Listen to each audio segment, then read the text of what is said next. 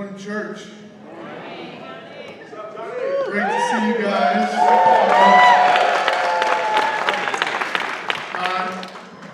In case you've been visiting the last few weeks, I'm actually an elder and evangelist in this church. If you're a member of the church, I'm still bald, still here. But really grateful to be here. I wanted to give you an update before I share some thoughts with communion. Obviously improving each and every day. Gloria and I really just want to thank the church for just the prayers. It's been amazing. This past week he had a second orthopedist appointment, and they basically told him all of his bones are now healed. And he's just now in the process of regaining his strength. He has started to walk with a walker. Since he was in bed for 5 weeks, he has to kind of relearn how to walk and regain his strength in his legs. But he's moving around. He's moving around, and we're just really grateful for the many prayers and the texts, and just thank you. Can't get too much more into that.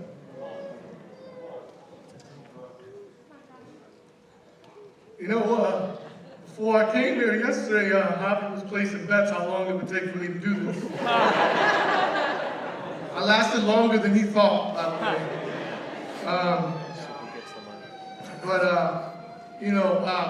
Again, we're just really grateful. I think,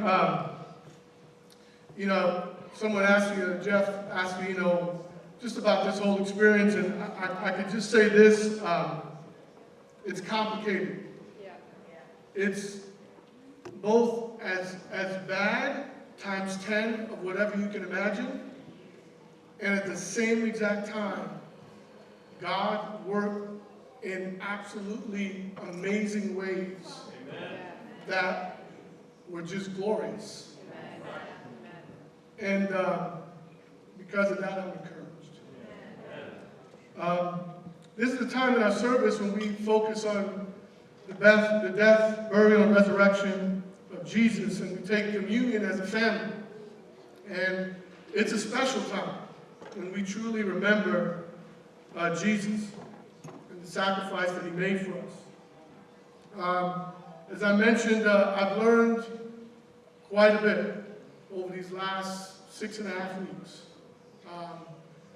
Down to the simple being able to pray and connect with God in a way that theoretically I could say, God, wow, you know what it is to see your son suffer.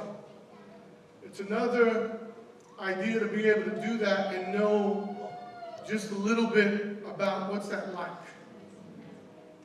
And it's brutal, to be honest. But it was so special to be able to connect with God even on that little bit. That I could say, God, you know what this is like. I've learned so much. I've tried to write down things as, we've been kind of trying to take care of Javi, and I've had time to write. I've written a couple things. In fact, I just posted an article Cicero posted for us this morning. There'll be another one tomorrow. Today, the communion is basically a variation of what I wrote for tomorrow. I've tried to kind of keep track of everything I feel like God has been teaching me through this process, and it's been a lot, and it's been great at the same time. And today I want to share one of the lessons that I've learned and how it relates to the cross. One of the key things that I've learned is that all pain is not bad. All pain is not bad. You might think, well, that's a weird thing to say. Well, I'm telling you, I'm living it. I'm seeing it. On October 10th, which would have been just one day short of 5 weeks since the accident, we had our first follow-up appointment with the orthopedist. And it was the first time this doctor had seen Javi since the week of the accident. And it was a follow-up to look at the x-rays and see how his bones were healing. Well, wouldn't you know, we do things very exciting in our family. We show up to the doctor's office and there's no power in the office. I'm like, what is that? Like, is this a joke? Like, is this a conspiracy? What is going on? We've been looking forward to getting these x-rays. And so anyway, we go there, but the doctor is able to do an examination minus the x-rays. And he's mainly focused on my son's legs. He had fractures in both legs, both knees, torn ligaments. And he started to work on one of the legs, and he's kind of a very stoic kind of doctor, and he goes, whoa, this one feels really good. And then he goes to the second one, he goes, okay, this one, I'm not sure, but this first one is not going to need surgery. Wow. Now, mind you, 5 weeks earlier, it was decided he was getting surgery on both knees. But he explained that the right knee had healed so well that there really didn't appear to be a need for there to be surgery anymore.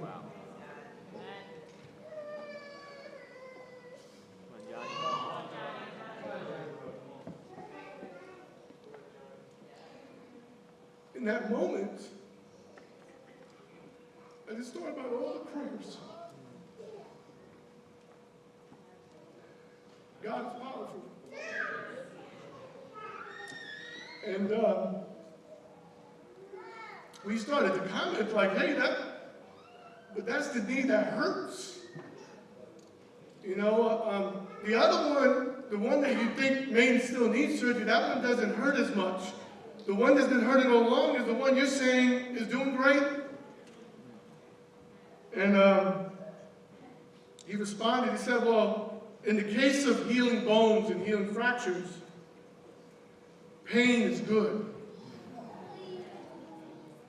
Pain and even the itching that you experienced in your legs were a sign that your bones were healing.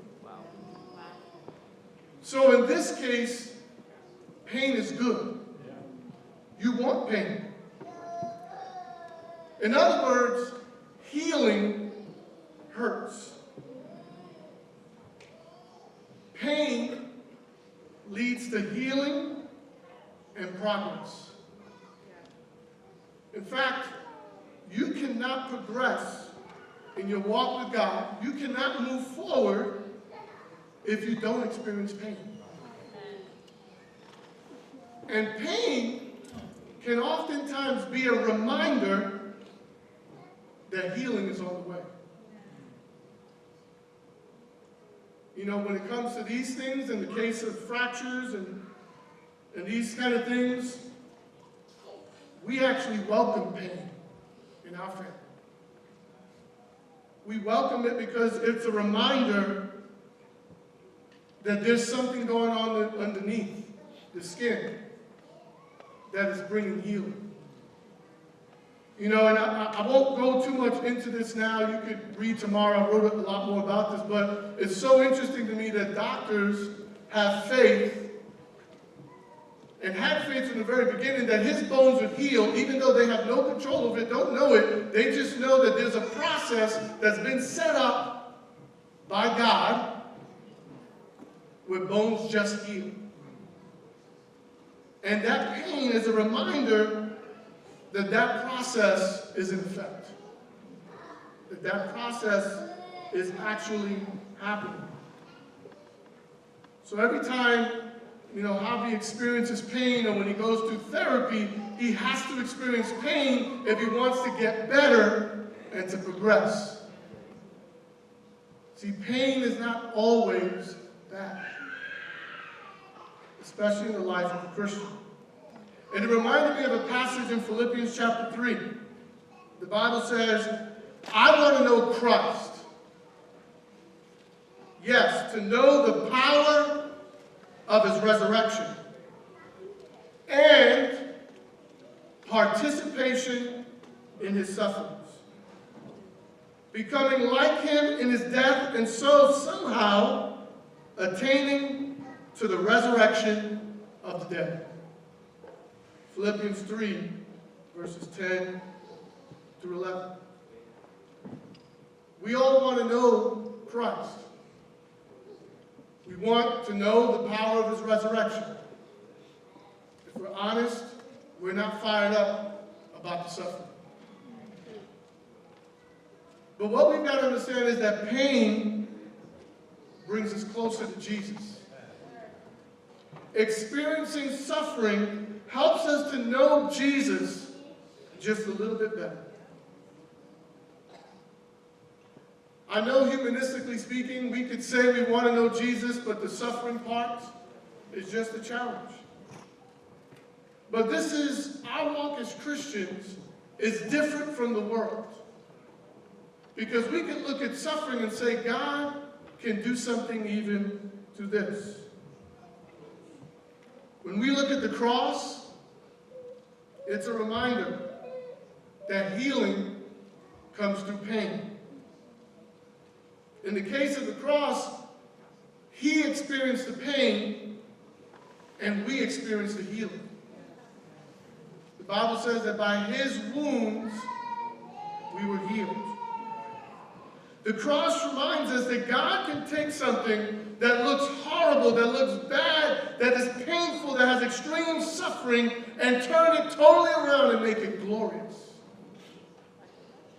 There are things that I've experienced in these last 6 weeks that I will never forget for the rest of my life. And many of them, I would say most of them, have been glorious. Seeing God work in ways that I can't explain other than his hand at work. The cross also reminds us that Jesus can relate to our pain. Jesus can relate to our pain. When we look at the cross, we know that God can take something that looks very bad and turn it into something so incredible. Amen. And lastly, I think when we look at the cross, we're reminded Jesus took it all on and overcame the world. That's why he tells us, take heart. Keep your eyes on him. And watch him take a situation that you seemingly can't picture what good could come out of it. And watch God. Look for him. And you'll see him work in ways that will blow you away. You know, I could teach this in the past from a strictly biblical point of view, kind of in theory. I'm telling you, I'm living this right now. I'm seeing God work in ways that is blowing my mind. As we take communion this morning, let's remember the power of the cross. Let's remember Jesus. When we go through our most difficult times, he can relate. When we look at the cross, it's a reminder he overcame, resurrected from the dead. As Christians, we always have a greater hope ahead. He can take the worst and turn it around and bring it in. As we take communion, let's remember that this morning. Let's go to God in prayer. Father in heaven, we thank you so much for this bread and juice that represents your body and your blood. Father, we pray this morning as we take this communion, God, that we take it with gratitude in our hearts. God, we know that we live in a fallen world.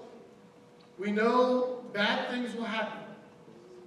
God, but we know because we follow you, because we have our eyes on you, Father, that you could take good even from bad. God, help us to remember, Father, that many times some of the pain that we feel is just a sign that healing is on the way. Help us to remember, Father, that you want to walk with us, especially when we are brokenhearted. God, I pray that as we take this bread and juice, that we're reminded that we've been healed because of the wounds of your Son on the cross. Thank you for willingly giving your Son up for us. Thank you, Lord, for loving us in that way. It's just unfathomable. God, I pray that we take this bread and this juice and just remember what this all really means. God, we love you. We thank you. We pray all this in your Son, Jesus Christ's name. Amen.